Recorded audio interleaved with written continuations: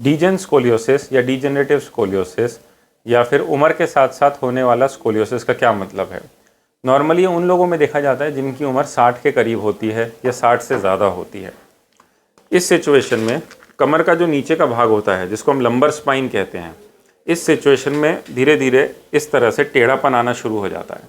तो कुछ बड़ी उम्र के लोग, खासतौर से जो 70 या 75 के करीब के हैं, आप देखेंगे उनकी कमर एक तरह से टेढ़ी हो गई है।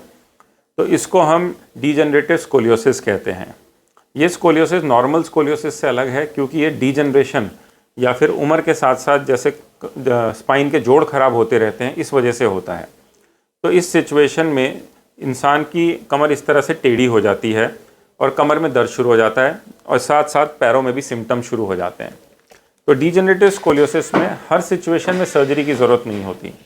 सिर्फ उन सिचुएशंस में जिसमें कि कमर का दर्द बहुत ज़्यादा हो, या पैर में क्लॉडिकेशन या चलते टाइम सुनपन या भारीपन के सिम्टम्स हो, या पैर में कमज़ोरी हो, या फिर लंबर कैनाल स्टेनोसिस के सिम्टम्स आने शुरू हो जाएं, उन सिचुएशंस में हमको सर्जरी की ज़रूरत पड़ती है।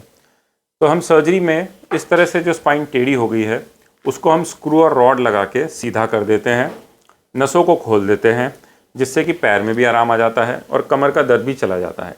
इसमें हम फ्यूजन या फिर हड्डी बनने पे बहुत ज़्यादा ध्यान देते हैं।